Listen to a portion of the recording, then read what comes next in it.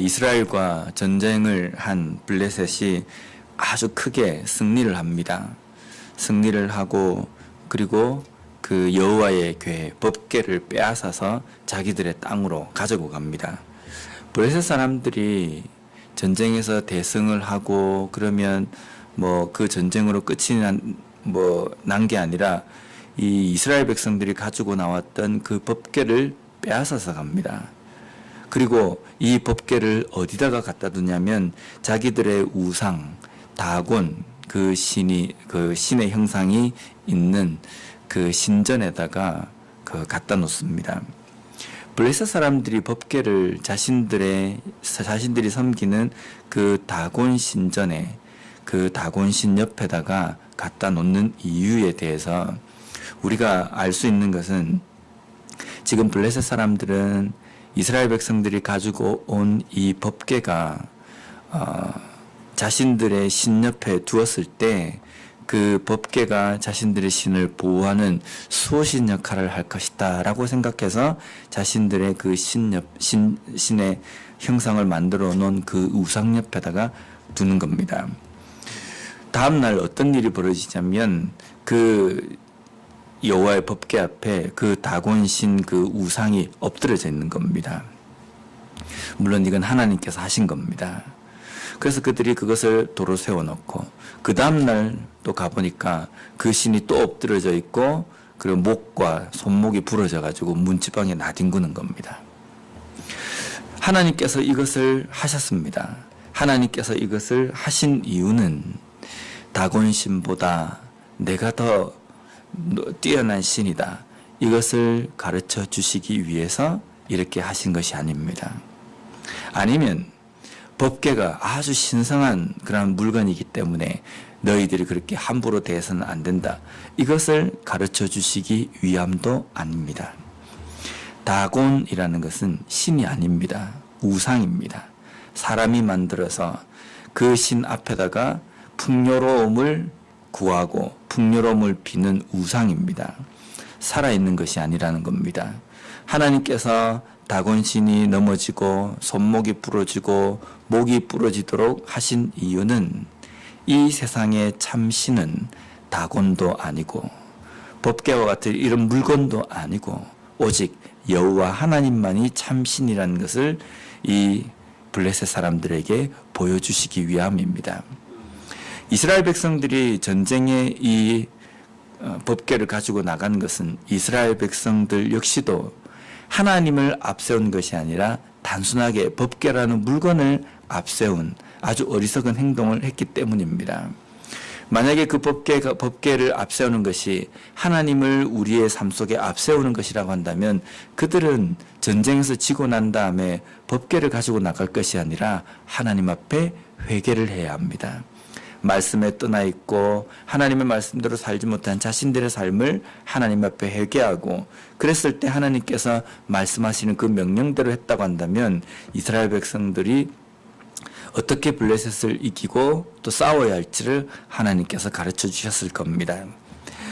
블레셋 사람들이 이것을 목격하고 또 옮기는 도시마다 그 도시에 하나님께서 독종으로 독한 종기가 나도록 하십니다.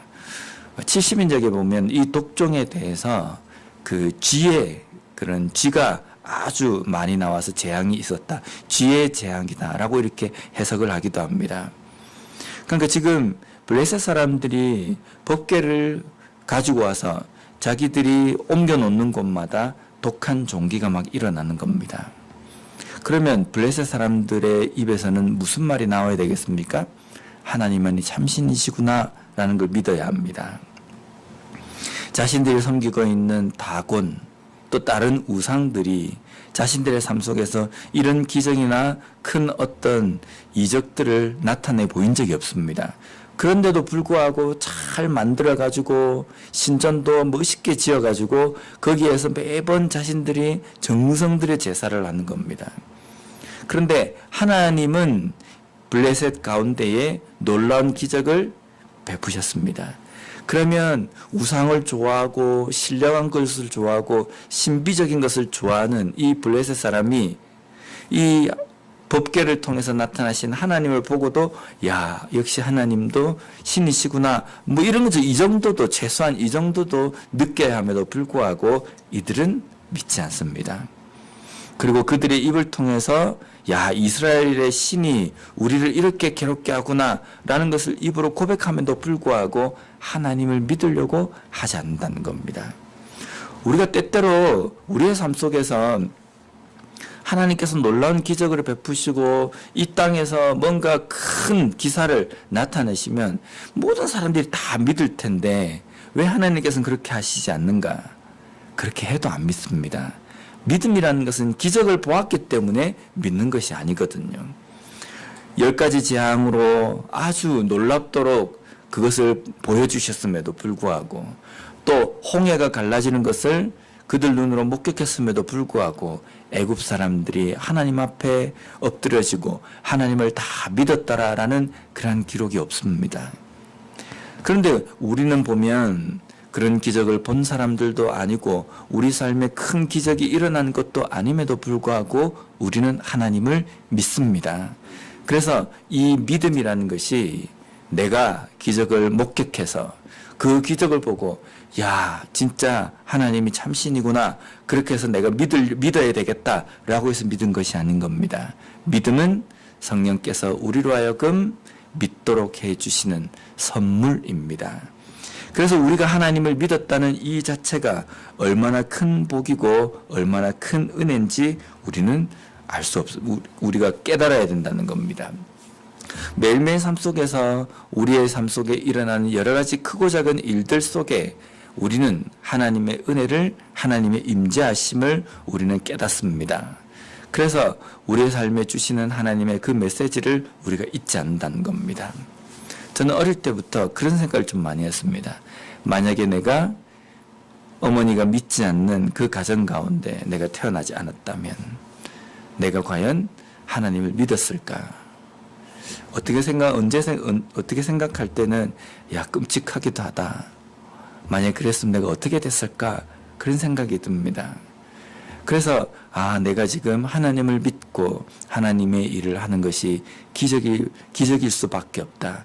이것은 하나님의 은혜일 수밖에 없다라고 고백할 수밖에 없지 않습니까?